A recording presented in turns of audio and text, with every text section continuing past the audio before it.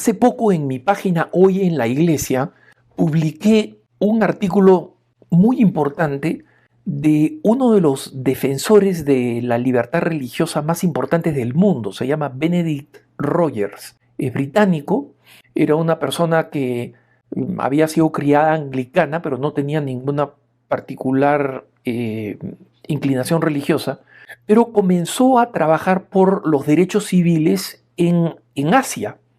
Tenía una preocupación por todas las dictaduras asiáticas, Vietnam, Camboya, Myanmar, Indonesia y especialmente China.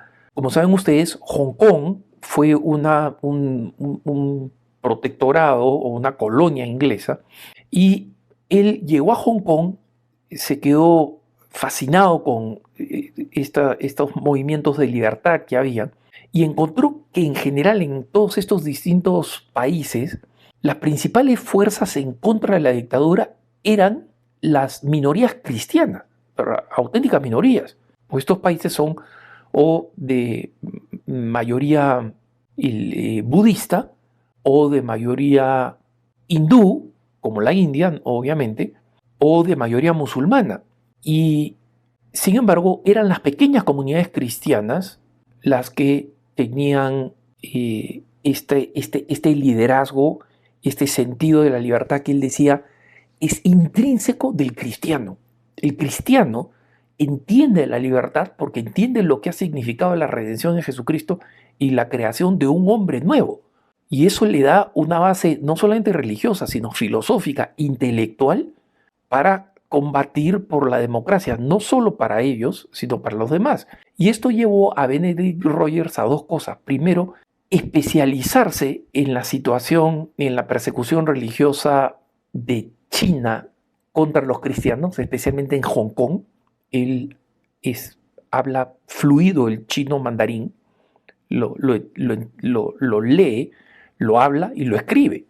Y la segunda cosa fue su conversión al catolicismo. Cardenal arzobispo de Rangún lo recibió en Myanmar, en la catedral, en la Iglesia Católica, allá por el 2003, me parece. Desde entonces, Benedict Rogers se ha convertido en un gran defensor de los cristianos, de los católicos, especialmente de este gran líder católico, una persona de gran éxito económico, Jimmy Lai, que se convirtió al catolicismo y que cuando comenzó la represión anticatólica en Hong Kong, él, con todo el dinero que tenía, podía emigrar y mudarse con su familia, y sin embargo se quedó para pelear la libertad religiosa, y ahora está en la cárcel y dentro de pocas semanas va a ser condenado, a pesar de tener 75 años, de tener una salud delicada por todo el tiempo que ha estado en la cárcel. Es posible que el gobierno chino, para hacerlo de ejemplo, lo condene a cadena perpetua. Benedict Rogers le suplicó al Papa Francisco que cambiara la política del Vaticano hacia China. Como saben ustedes, el Vaticano y China firmaron un acuerdo secreto. No es secreto el acuerdo, la existencia del acuerdo. Lo que es secreto son los términos del acuerdo. Y este acuerdo se firmó primero para 2 años, luego se renovó, y actualmente, poco antes de la muerte del Papa Francisco, este acuerdo se renovó una vez más. Entonces, lo que se sabe es que, por los hechos, por lo que se ha visto, es que el acuerdo le concede a China algo que el Papa Benedicto XVI se opuso firmemente. Y se opuso firmemente no solamente con una famosa carta a la Iglesia en China, sino también estableciendo una práctica que es el 24 de junio, el día de oración por la Iglesia en China, una práctica que se ha abandonado, ¿no? El Papa pidió que el mundo entero rezara. ¿Cuántos de ustedes se acuerdan de que existe ese pedido? Y es que China pueda determinar básicamente el gobierno de la Iglesia, es decir, quién es nombrado obispo, cuáles son las diócesis, ¿no? Si al gobierno chino comunista no le interesa que esta ciudad sea una diócesis, la cierra y dice: de ahora en adelante la diócesis va a ser esta, la sede de la diócesis va a ser esta, y el obispo va a ser esto. Y el acuerdo sostiene que tiene que ser, digamos, de mutuo acuerdo, es decir, el Vaticano también tiene que estar de acuerdo, porque obviamente si es que el Papa no nombra a ese obispo no tiene sucesión apostólica, aunque haya sido ordenado por otros obispos, pero si es que ese obispo no tiene sucesión apostólica directa con aprobación del Papa, es en el mejor de los casos cismático. Y obviamente para China permita la existencia de la Iglesia, bajo estos términos, China se compromete a aceptar la existencia de la Iglesia Católica, porque antes la negaba, la perseguía, y la Iglesia era una iglesia subterránea, ¿no? Muy grande, dicho sea de paso. Y además, un movimiento muy grande también de conversiones al cristianismo evangélico, porque el movimiento evangélico de lo que se llaman iglesias hogareñas o iglesias de casa, de hogar, hace que alguien en su hogar que se convierte al cristianismo, convierta su hogar en un sitio de reunión donde se lee la Biblia y se ora a Jesucristo, y esa forma de organización es tan, digamos, de base, que es muy difícil para el gobierno perseguirlo. Es mucho más visible la Iglesia Católica, que tiene que tener un obispo, tiene que tener sacerdotes, tiene que tener toda una estructura. Entonces, el catolicismo ha ido creciendo, pero el cristianismo en general, el cristianismo evangélico también, y muy rápido, ¿no? Entonces, el Papa Francisco no hizo esto por debilidad, ¿no?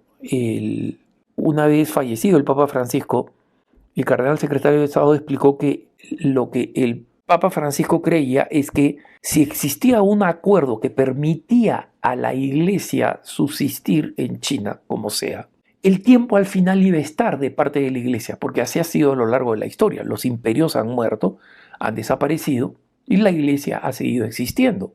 Entonces, por más que el Papa sabía que este acuerdo, el Papa Francisco sabía que ese acuerdo era extremadamente limitado y anómalo, definitivamente, sobre todo para la autonomía que la Iglesia requiere para existir y funcionar, pensaba que, bueno, Xi Jinping y quien sea su sucesor en la dictadura comunista china, al final van a terminar pasando, ¿no? El problema es que China ha violado todos los posibles acuerdos o términos de este acuerdo. Y digo los posibles porque, una vez más, no sabemos los detalles, ¿no? Y tanto el Vaticano como China se han comprometido a mantener los términos de ese acuerdo secretos. El hecho de que existe un acuerdo, como digo, no. Y han mantenido el acuerdo como un acuerdo temporal. Entonces, este acuerdo temporal provisorio, como le llaman, ¿no? Técnicamente le llaman acuerdo provisorio, es un acuerdo que se puede o no renovar si ambas partes están de acuerdo.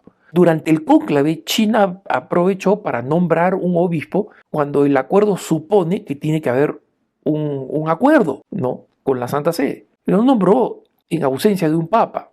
El Papa León XIV, que ha heredado esta situación y ha heredado este acuerdo, encontró la forma, digamos, de hacer unos nombramientos que aceptaran las propuestas de China, pero que ejercitaran una relativa autonomía de parte del Vaticano. Pero Benedict Rogers ha escrito un artículo extremadamente convincente, especialmente por la experiencia que tiene visitando Taiwán. A él se le ha prohibido ingresar a China, ¿no? Ama Hong Kong, tiene una cantidad enorme de amigos, pero no puede ir. Lo máximo que puede hacer es ir a la isla de Taiwán y desde ahí mantenerse conectado con la disidencia cristiana, especialmente católica china.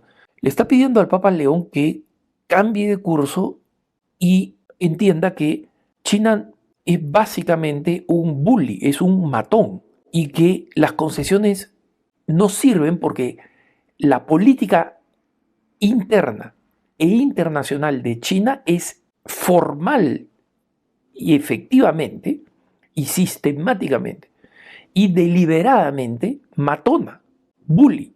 ¿Y eso qué cosa significa? Significa que cuando hay más concesiones, menos están dispuestos a negociar. Consideran que la otra parte es débil y abusan de esa debilidad real o percibida. Y, por supuesto, el Vaticano siempre ha tenido temor de tomar una postura firme como la que tomó el Papa Benedicto XVI, porque inmediatamente, ¿cómo reacciona un matón? ¿Cómo reacciona un bully cuando alguien amenaza su tiranía? Con violencia. Pero la manera de negociar con un matón, sabemos, no es cediendo, es manteniéndose firme y resistiendo sus matonerías hasta que el matón, que en el fondo es un cobarde, se dé cuenta que no tiene mucho que ganar.